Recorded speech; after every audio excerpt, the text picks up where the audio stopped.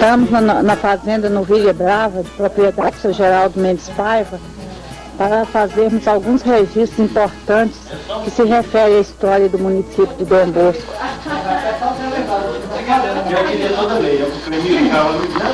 Então nós estamos na fazenda Novilha Brava, de propriedade do Sr. Geraldo Mendes Paiva, e estamos filmando a ruína do sítio histórico da Novilha Brava, como ponto de partida da cavalgada que hoje vai acontecer na 40ª Festa de Santo Antônio, a primeira cavalgada da 40ª Festa de Santo Antônio. Que vocês podem perceber as ruínas da casa velha do antigo retiro. Ali, parede ainda de adobe. Nós vamos conversar com o Sr. Geraldo, que ele vai explicar para nós o que se trata esse local. O Geraldo Mendes Paiva vai explicar para nós um pouco da história desse local, dessas ruínas aqui. Então aqui, Sueli, aqui é onde tudo começou. Aqui foi o marco inicial da povoação dessa região nossa aqui. Foi aqui onde era a antiga casa da Novilha Brava, a sede da antiga fazenda que, segundo conta-se, pertenceu antigamente a Joaquina do Pompéu. E segundo os antigos, era uma casa muito grande, e até a frente lá tem ainda esteios, que ela era muito comprida, ia perto da moita de bambu. Mas quando nós chegamos por aqui em 1940, aliás, em 1959, já era menor. E aí, meu pai retocou um pouco dessa casa e transformou ela um pouco, mudou um pouco, descaracterizou um pouco a frente dela, que era uma casa, era toda de adobo, com aqueles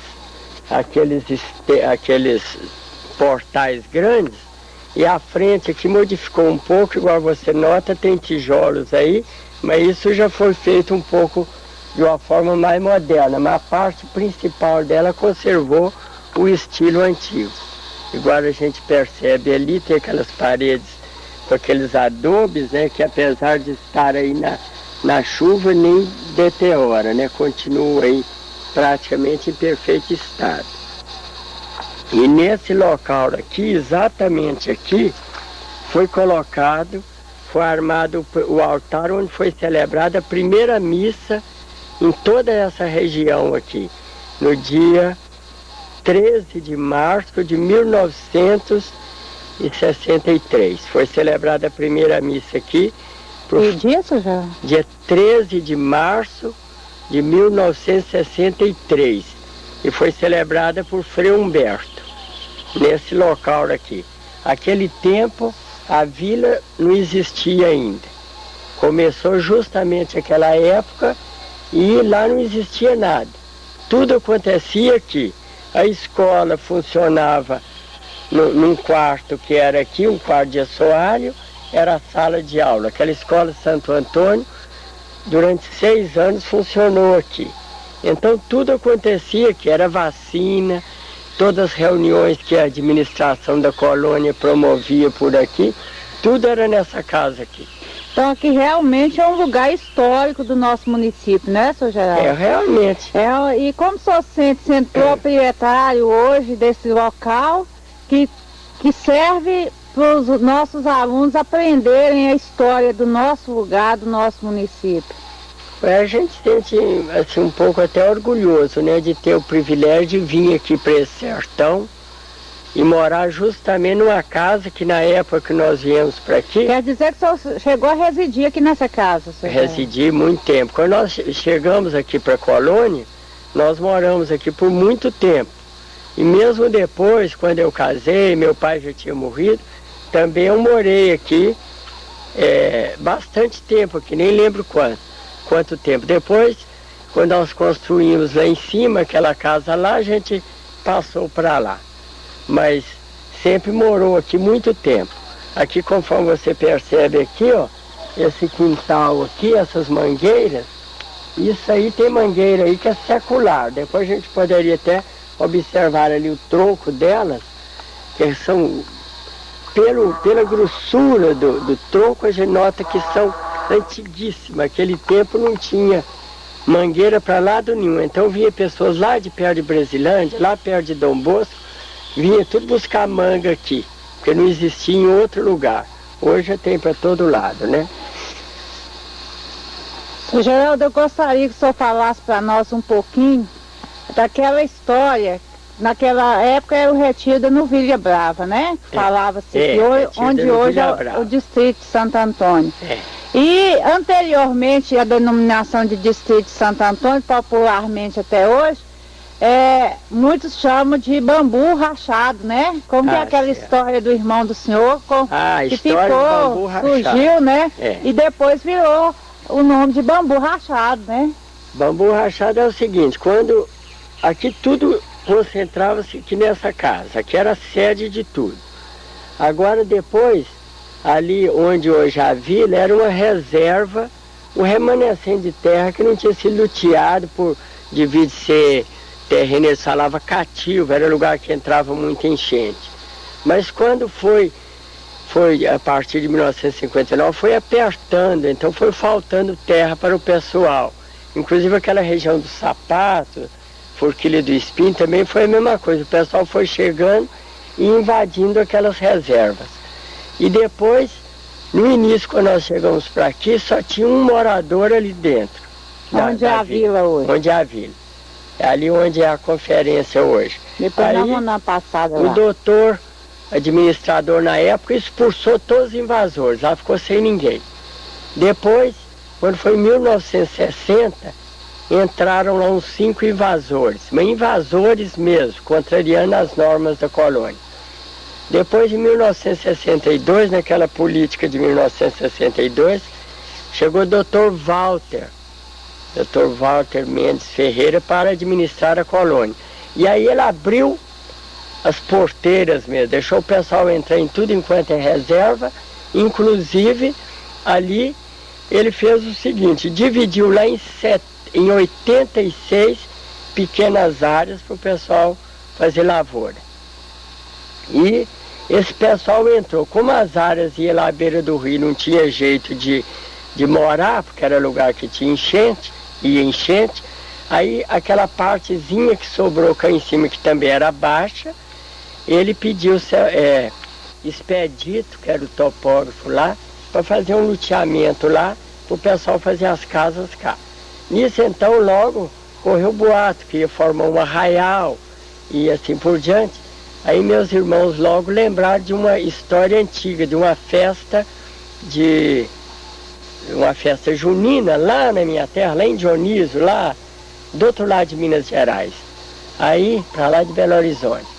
Aí, como nessa festa teve um casamento caipira e o escrivão no casamento lá ficava falando assim, fazendo referência lá, aquela linguagem de casamento caipira, né? Lendo lá o termo do casamento, então ele falava, nesse arraial do bambu rachado e tal. Então meus irmãos botaram aquilo na cabeça, falaram arraial do bambu rachado. Quando falou que aqui ia arrumar um arraial, eles vão falar, lembraram logo do arraial do bambu rachado. É o arraial do bambu rachado. E começaram a querer do arraial do bambu rachado. Aí parece que o nome pegou, mas pegou mesmo. Todo mundo logo, lá no bambu rachado, no arraial do bambu rachado.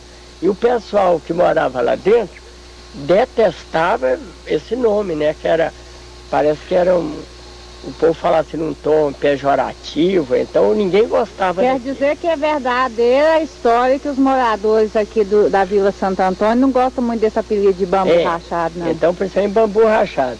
Mas com o tempo esse nome pegou e passaram a chamar lá só de bambu. E até hoje, né, a gente... Muitos referem a bambu, não falam de Santo Antônio, mesmo os moradores hoje, né, seu Geraldo? Agora só que, às vezes tem pessoa me pergunta, se você mora no bambu, eu falo, não, eu não moro no bambu, moro lá próximo. Porque igual aqui, às vezes toda hora fala... Você mesmo não gosta do bambu, não, seu Geraldo? Não, eu digo assim, eu vou descer lá no bambu, porque bambu é o bairro lá. É o bairro, é a vila. Né? Eu falar que aqui é bambu não tem sentido, porque aqui não é o arraial.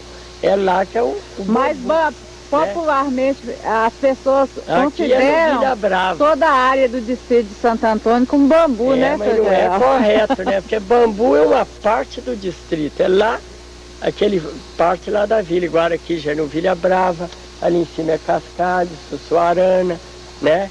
Baixo Gado Bravo e assim por diante. Agora, propriamente, Bambu, o Bambu Rachado, é lá a vila que é onde formou-se o arraial. Muito interessante que hoje, por exemplo, a nossa sede, a sede municipal é Dom Bosco. E segundo os antigos, antigamente era o contrário, aqui era um retiro, aqui era na hierarquia, aqui era o segundo retiro. O primeiro era lá a Extrema, que é onde hoje é Brasilândia, e o segundo era Novilha Brava. E aqui sediava todo o movimento de retiro no entorno, que é Limoeiro, Piripiri, Forquilha do Espinho, Boqueirão. Então esses retiros vizinhos, inclusive Dom Bosco, que hoje é Dom Bosco, que era Forquilha do Espinho, o movimento do leite, o creme, vinha tudo para aqui. Centralizava tudo aqui, daqui que embarcava e ia para Brasilândia, que era Brasil Land, né, da companhia Brasil Land. E aqui já foi. Hoje Dom Bosco é a sede nossa, naquele tempo foi o contrário, aqui que era a sede, era aqui. Seu Geraldo, o que veio primeiro, a Comissão do Vale de São Francisco ou a Brasil Land? Não, a Brasil Land muito antes, em 1900. Brasil Land pertencia aos ingleses? É, uma companhia inglesa que tratava de criação de gado de corte e de leite. E essa Brasil Land, segundo o seu Emílio Nogueira, adquiriu essas terras aqui, essas fazendas todas, inclusive essa, em 1912. Aí passou a ser patrimônio da Brasil Land e administrada por ela. Inclusive esses vaqueiros antigos, igual Soimídio, Jucão, Germaninho, essa geração de antigos vaqueiros, todos conhecem aqui no Vila Brava. Ali para aquelas laranjeiras ali tinha um galpão grande ali, um barracão grande que era a casa dos vaqueiros. Inclusive até tem muita história que hoje não dá tempo da gente contar, muitas lendas em torno disso. Ah, mas a gente gostaria de registrar isso aí, seu Geraldo. Quem sabe amanhã a gente não vai ter tempo. Vamos aproveitar o Memória Viva hoje e fazer isso. Quando vinha alguém aqui dos vaqueiros antigos, a gente explorava eles demais. Com certeza esses depoimentos é muito importante para a nossa história. Então vamos aproveitar o momento e falar o que o senhor puder falar e der conta de lembrar. Em 1962, quando o pessoal estava chegando aqui para reserva, a gente falava reserva, porque ainda não era vila nem nada. Essa parte aqui da frente, você pode até observar que hoje tem aí esse brequiário, mas isso aqui era uma grama, um gramado limpinho. Subia até aquele cruz, fazendo frio demais, chegava aquela porção de famílias para morar aí embaixo, para pegar a terra aí embaixo. E eles chegavam, e aqui em casa, as mulheres com a meninada agasalhavam tudo aqui, os homens não cabia cá dentro. Então, abarracava aí debaixo de carro de boi, o quê? E a gente ficava até tardão da noite aí. Inclusive eu lembro que o senhor Emílio Nogueira estava aqui contando os casos aqui da Novilha Brava. E o senhor Emílio já contou cada caso mais interessante. Ele contava as trapaças que eles faziam com o fiscal inglês, que vinha o fiscal da Brasil Land, e aqui então aqueles vaqueiros muito sabidos, disse ele que eles saíam dando uma volta com ele aqui para cima, aqui ele fazendo uma fiscalização aí nas pastagens aí, e aí... Pode continuar. Aí o senhor Emílio contando que eles chegaram adiante ali, diz que mostraram ele lá no chão, lá tinha uns rastros lá assim no cascalho, aí o homem olhou lá, o que ele falou, isso aqui é um bicho misterioso, muito perigoso, a gente pode encontrar ele aí e tal, e precisamos ter muito cuidado. Diz que esse inglês olhou assim, acreditou na história e deu jeito de logo voltar para casa e ir embora, né? Para não fiscalizar coisa nenhuma. E quando foi de noite, eles foram rir da tramóia que eles usaram para despachar o fiscal inglês o quanto antes possível. Agora aqui na cozinha aqui, aí a desapropriação pelo governo federal veio ocorrer, então... Em 45. A Brasil Land chegou a vender ou simplesmente... Não, dizem que Getúlio Vargas desapropriou, né? É. Agora tem uma lenda interessante, o senhor Emílio conta, que aqui tinha uma porta aqui, esse portal, ele está lá perto do bambu para lá. E eu tinha uma cruzinha tosca feita de canivete nele, assim. Na porta dessa casa que existiu aqui? É, mas era no cômodo cá dentro. Aí então tinha uma laranjeira ali assim, e disse que o vaqueiro falou com a mulher dele para matar um frango sexta-feira santa, sexta-feira da paixão. E a mulher, muito contrariada, matou, preparou o frango e cozinhou o frango. E ele pegou, serviu o prato, aquele frango muito bacana, sentou no baldrame aqui. E quando ele pegou o prato, que foi para começar a comer, e que ele olhou para o lado lá das mangueiras, da laranjeira, aí disse que ele, de repente, ele paralisou assim, pegou o prato de comida, colocou lá no fogão, e não falou nada mais com ninguém, não pôs uma colher de comida na boca, e a mulher ficou toda espantada, e disse que acha que ele teve uma visão, né?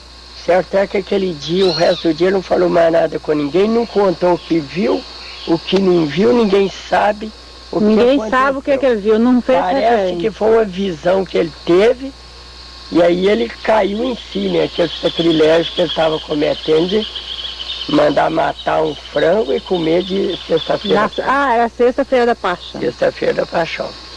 Ele deve ter tido algum exemplo, visto qualquer coisa, né? Seria ali embaixo. Aí em 1999, dia 15 de setembro, tinha uma árvore semelhante a essa aqui, ou dessa mesma árvore, que a gente plantou ela perto ali, e ela ficou muito próxima à casa, e ela cresceu exageradamente. E quando deu numa primeira chuva, da chegada da primavera, essa árvore caiu, e caiu em cima da casa, assim, em cima da comunheira, e partiu a comunheira dela, que era uma tora grande de peroba, e partiu essa peça, e a casa começou, caiu parte do telhado, e a partir daí, como não tinha mais morador, ela foi só deteriorando até cair totalmente. Que foi o fim da casa da Novilha Brava. Aqui para Colônia, essa filha foi eu que fiz. Aqui era um filetezinho d'água que passava ali, aí a gente fez essa barragem aqui e que formou o açude. Agora ali embaixo ali tem o carneiro que manda água. O que é carneiro, seu João? Que manda água lá para casa. Não é o animal, né? Vamos mostrar para os meninos o que é carneiro, né? Vamos te mostrar lá o... Tá gravando, tá vendo? O carneiro, uma tradicional forma de fazer a água elevar para os lugares mais altos. Ele é impulsionado pela própria água. Então aqui no Novilha Brava é um dos meios que a água acessa até a morada lá em cima. Podemos observar aqui em torno a natureza, que é um ponto que a gente procura preservá-la da melhor forma possível. As espécies vegetais aqui sempre a gente procura fazer que elas conservem sem ser danificadas.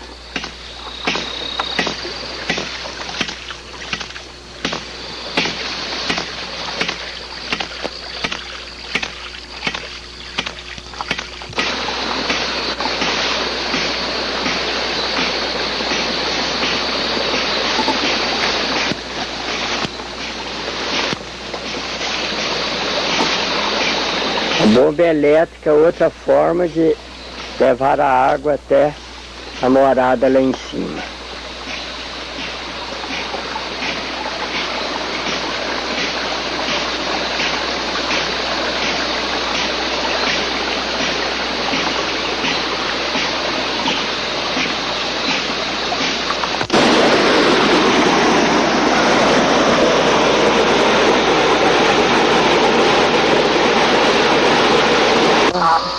Então aqui é um sítio que a gente procura preservar, principalmente essas plantas próprias das margens do córrego, Isso tem contribuído para que a água segure mais, porque antes secava muito. E hoje já conserva muito mais. Inclusive você está vendo assim, a margem da represa ali, lá o golfe que eles falam, né? O aguapé que chama. Essa planta muito bonita que tem em torno aí. Então são plantas que a gente procura preservar para que conserve, né, a água e a natureza aí intacta aí. Isso é muito importante. Se todo mundo fizesse assim, a gente não estaria correndo risco de ficar sem água como a gente está, né? Isso é uma mangueira secular, antiga demais. Olha o tronco dela, a grossura, a dimensão do tronco dela, como é tão grossa, é uma coisa absurda de grande. Essa aqui deve ser a mãe das mangueiras aqui da região.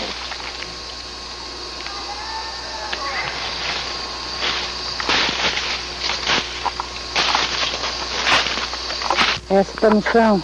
Aí é tronco antigo da laranjeira, da lenda do vaqueiro que queria comer carne na sexta-feira da paixão. Então esse é o tronco da laranjeira, que o vaqueiro deve ter visto alguma coisa que ele nunca falou. O que foi, né, Sr. Geraldo? É uma visão que ele teve. Pode falar, senhor. Olha o tamanho da telha que tinha aqui, antiga, ó. Que tinha lá na comunheira da casa, telha de 60 centímetros. E pelo que eu percebo, essa telha era fabricada na olaria que tem aqui, antiga, no Pedro Gomes, que é o corpo que tem do outro lado desse morro aí. É muito interessante. Conta. Aquele cruzeiro lá, ele é pequenininho hoje, mas quando nós viemos aqui para a colônia, ele era um cruzeiro muito alto e já estava só com um dos braços fazendo a cruz. Depois ele caiu e com a própria madeira dele, a gente fez aquela cruz pequena. Mas ele era um cruzeiro muito grande. E era um antigo cemitério, que antigamente essas fazendas tinham um cemitério na porta. E ali tem certidão de sepultura de crianças que já foram enterradas ali antigamente. Inclusive ali no pé dele ali a gente encontrava muita moeda antiga. Inclusive eu tenho até moeda lá do tempo de Dom Pedro I, parece 1830, parece. Dá para filmar então, essas moedas, Sr. Geraldo? Eu tenho guardado ali, acho que tem jeito de filmar. Mas então aquele cruzeiro ali é um cruzeiro histórico. Agora depois eu vou te mostrar. Meu pai sempre falava que ia colocar um cruzeiro aqui nesse lugar. E agora, um ano atrás, com peças de madeira da casa lá, eu separei uma aroeira e fiz esse cruzeiro e coloquei ele aqui, porque aí ele tem duplo significado. Um que eu estaria cumprindo a promessa de meu pai, que era colocar um cruzeiro aqui, e outro que ficaria como um remanescente da antiga casa. Então, enquanto ele ficar aí, ele é peça de madeira lá da casa antiga de Novilha Brava. Esta aqui é a folha de porta da porta principal da casa da Novilha Brava. Você deve perceber que ela tem uma porção de marca de bala. Inclusive aqui tem um furo que é uma bala de carabina. Isso é do tempo do carrancismo, do tempo antigamente que havia aquelas revoltas. De repente a casa era atacada, né? E então eles bombardeavam a porta com tiros, né? Inclusive de carabina. Isso aqui é aquelas fechaduras antigas, enormes. E aqui está um estribo que foi encontrado, aqueles estribos de silhão, que era aquela cela própria para a mulher andar. Isso aqui deve ser, talvez, até de Joaquim do Pompeu. O Geraldo vai explicar para nós essa paisagem paradisíaca que a gente está mostrando aqui. De que se trata essa paisagem aqui, esses buritis tão lindos, Sr. Geraldo? Aqui é a vereda nascente do córrego da Novilha Brava. É uma região que hoje, até o nome pouco se fala, mas que antigamente, no passado, era um ponto de referência entre Paracatu E Pirapora era a fazenda da Novilha Brava, pouso forçado dos caminhantes que andavam por essa região. E aqui a vereda, a nascente do córrego da Novilha Brava. E deve ter inspirado o Buriti Perdido do Afonso Arinos também, deve ser tipo essas paisagens aqui, né, seu Geraldo? Justamente, essa paisagem sertaneja, típica do sertão, é que ele inspirou-se para escrever aquele poema, O Buriti Perdido. Muito bonito.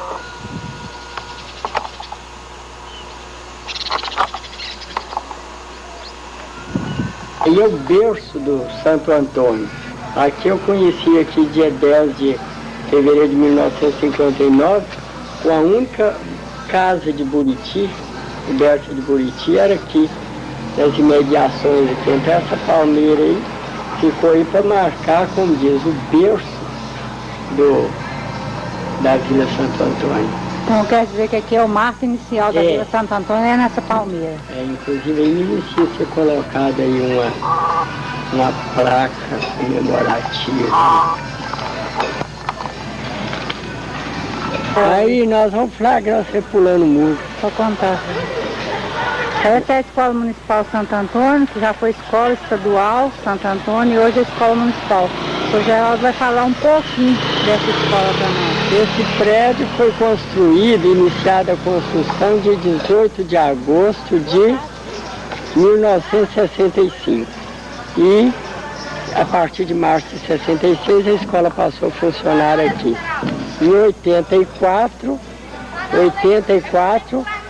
aumentou, fez esse pavilhão da frente aí. Quer dizer que essa escola e a escola Dom Bosco foram construídas em 1965. Pelo menos a daqui iniciou, e naquela época todas as escolas da colônia iniciou-se as construções naquela época. Parece que o senhor falou que foi com recurso, como é que é? É, do programa Aliança para o Progresso do governo americano, um programa criado pelo presidente John Kennedy. E foi foi tipo esses empréstimos que a gente paga até hoje, assim, que o governo... Não era bem isso não, esse era um programa de cooperação, eu acho que essa ajuda, eu acho que foi a fundo perdido. Não era desses empréstimos. Então essas escolas foram construídas com dinheiro americano. Então foram construídas umas 11, parece, aqui na colônia. De acordo com o tamanho da localidade, construía-se a escola. Essa daqui foram construídas 2 salas e uma secretaria. A de Dom Bosco já foi 5 salas, né? Foi grande. E tem outras aí que foram construídas, aliás, foi construída apenas uma sala. Tá bom, fala um pouquinho para nós a respeito aqui do salão. Esse aí é o Salão Vicentino, foi construído aí na década de 94 mais precisamente, apesar de a conferência ter sido fundada em 27 de maio de 1965. E já há muitos anos, aliás, durante muitos anos funcionou a conferência ali na igreja. Depois construiu o salão e esse lote aí, esse terreno aí, que são 3 lotes, foram doados pela Suvale, aliás, Codevasf, que já tinha passado a ser Codevasf, para a Sociedade São Vicente de Paulo. Foi na época que eu consegui aqui montar o processo. Que ano que foi, Geraldo? Foi em 84 que eu consegui montar o processo pedindo a doação desse lote. Aí então, na mesma época, eu fiz o processo pedindo a doação do centro comunitário, o campo de futebol, o lote da igreja também, que é esse aqui, e quando eu arrumei tudo, o doutor Giovanni disse que lá em Dom Bosco tinha o terreno da conferência lá e que a conferência ia perder porque ninguém tinha tomado a iniciativa de montar o processo pedindo a doação. E pediu que nós, da nossa conferência aqui, fôssemos a Dom Bosco, colhesse dados e montasse o processo e arrumasse tudo, porque ele tinha dó de saber que a conferência ela ia ter seu terreno leiloado, porque ninguém tinha corrido atrás, né? Então a gente foi lá, organizou tudo, levou para os nossos superiores hierárquicos assinarem os documentos e foi para Brasília e lá o ministro autorizou a doação. Então até hoje eu tenho cópia de documentos do processo que eu montei para obter a doação do terreno também da conferência lá de Dom Bosco. Estamos na praça do distrito de Santo Antônio. Podemos perceber aqui o cruzeiro e lá ao fundo uma grande fogueira tradicional aqui na festa de Santo Antônio. Imagens da praça do distrito de Santo Antônio.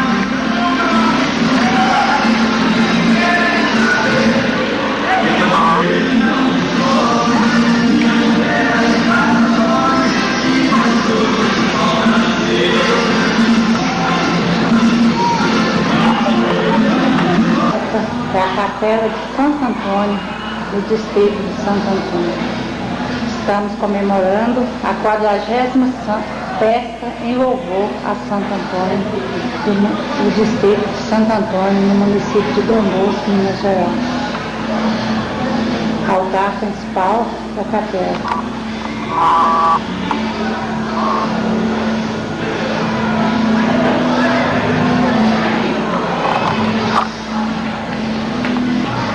Esse local aqui, nesse gramado aqui, quando começou a Vila Santo Antônio, no dia 13 de junho de 1965, foi celebrada a primeira missa, que era um barraco de palha de Buriti, que funcionou como capela provisória até construir a capela, que quando começou a celebrar na capela, foi em junho, aliás, em novembro de 1966. Antes celebrava aqui as domingas, missas, tudo aqui num barraco que tinha aqui. E depois foi transformado em casinha de leilão, como diziam um pouco.